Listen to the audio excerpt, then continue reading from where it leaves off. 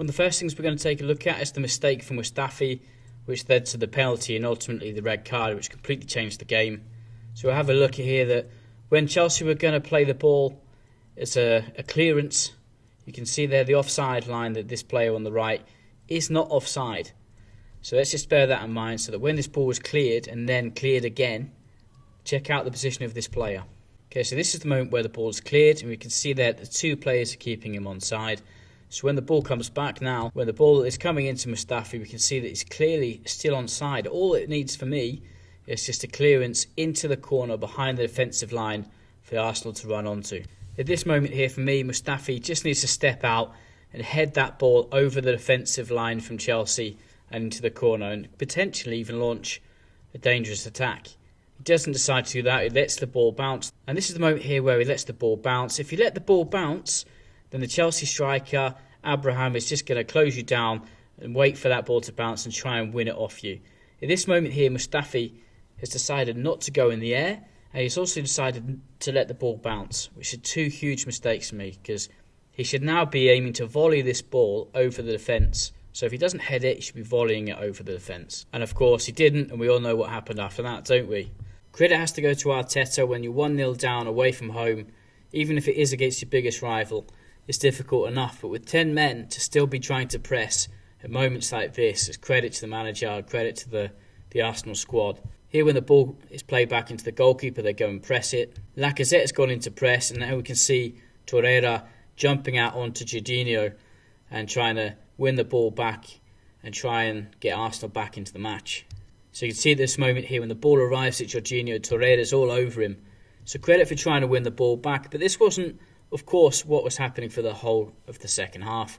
They were sitting back and defending. And how were they defending? Of course, they were playing a 4-2-3-1 or 4-4-2 in defence. So logically, they just switched it to playing with one striker up front, with a 4-4-2 and defending deep into their own half and trying to hit Arsenal on the counter-attack, which is how the first goal came about, which we're going to take a look at now.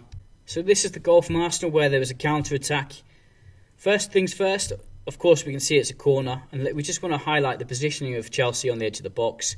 We can see that there's two players on the edge of the box trying to prevent any counter-attack. So when the ball comes across, if it bounces down into anywhere around this area, around the penalty spot, then one of these two players should be looking to attack the ball, whilst the other would then defend and prevent a counter-attack.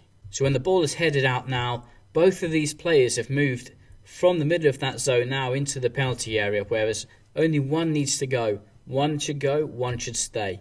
They don't, and they pay the price.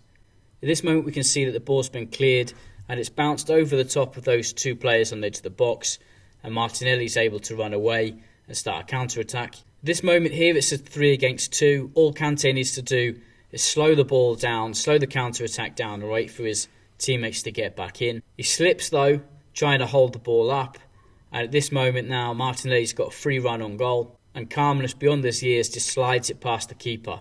Arsenal back into the match, and now we're going to take a look at the goal from the corner, which for me was offside. Okay, good. We're going to take a look here at the second goal for Chelsea. Goal from a corner, and we can see that Abraham here is in an offside position. He's just been injured, he's just come back onto the pitch, and for me, this goal shouldn't have counted because he was offside. When this ball now is about to be crossed in, we can see quite clear that Abraham is in an offside position. The goalkeeper, can he see past him? Is he interfering with play? Well, that's down to opinion, but for me, clearly interfering with play. So when the ball comes across now, we can see that he's in an offside position, and this is the moment for me that the goalkeeper can't see the ball. If you can't see the ball from a player who's coming back from an offside position, that puts you at a disadvantage. You're not sure if the ball's going to hit him, take a deflection off him, and then come into another player. You can't see it for a moment, and that, for me, affects the play. This is another angle. Again, we can see now that Abraham is offside quite clearly in this position. And this is the moment the VAR needed to look at. This is the moment where you can't see the ball. If the goalkeeper can't see the ball because you've come from an offside position, for me it's offside, and Arsenal find themselves really unfortunate to be 2-1 down. For me, it should have gone to VAR, and for me, it should have been disallowed. Here we can see there's 10 Chelsea players back, the goalkeeper and 9 others. How they managed to squeeze the ball through here, I do not know. Bellerin cuts onto his left foot, which you'd think is okay, forcing a right back onto his left foot. But now check out Jorginho. He jumps out to press the ball, and watch his reaction when Bellerin's going to take a striker goal. Jorginho at this moment turns his back on the ball. For me, he needs to be brave, make your body big, don't let him get a shot away in the last 5 minutes of the game. You're 2-1 up, hold your position, be strong, be a John Terry, and just take the pain from the shot. He doesn't, and the ball is then just curled right into the bottom corner. An incredible equaliser from Bellerin on his weaker foot to get Arsenal back into the match and a 2-2 draw, which Arteta will be delighted about. Unfortunate to get a red card, did well to get back into the game. Good tactics from Arteta.